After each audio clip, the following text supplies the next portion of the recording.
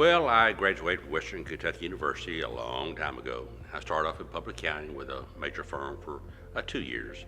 Then I went for industry for 2 years. And this just by happenstance, I ended up going to work for the state auditor of Tennessee. In Tennessee, we call the state auditor the comptroller of the Treasury. I ultimately became director, and I was responsible for the audit of all local governments in the state of Tennessee.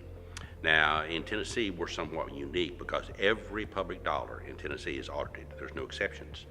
So I was responsible for all cities, towns, utility districts, housing authorities, school activity and cafeteria funds, and certain not-for-profit organizations.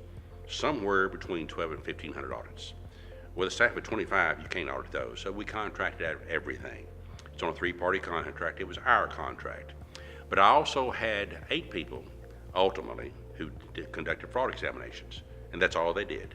And we just were drug into that. We did one time, and we got some publicity out of it, got a conviction. And then we started getting these phone calls. We read about your fraud investigation. If you think that was bad, you should come down here. And you know, it's like the begatting in the Bible. So-and-so begat so-and-so, and they begat so-and-so, and that's how I got into fraud.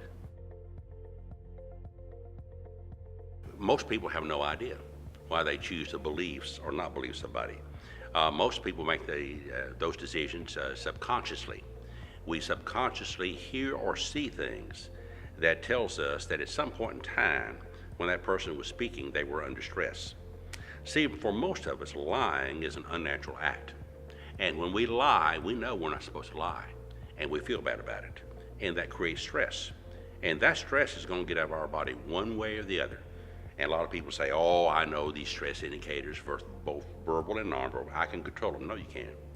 Because for every one you can control, there's 3 or 4 that you can't.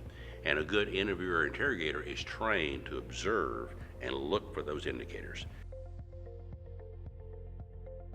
If before they answer the question, they look down, you can almost guarantee yourself when they look up, they will lie to you, whatever they say, because when they look down, they're thinking about a lie. How can I answer this question in such a manner that they will believe me, and they'll look up. But if they look up to the right or left, generally they're either accessing memory or they're making up a story. And then they will not lie, but they won't necessarily tell you all the truth.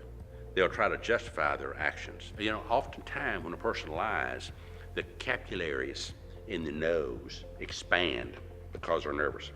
That increases the blood flow to the extent that the nose starts itching. And they start doing this, you know, that nose is itching. Or they start licking the lips because stress causes the saliva glands to dry up. And all of a sudden they'll start lisping. And they'll start rubbing their lips with their tongue, trying to get some moisture. Just trying to get moisture to the mouth. So many different things. And nobody will manifest all those things. So a good interviewer interrogator has to be trained to recognize all those different indicators.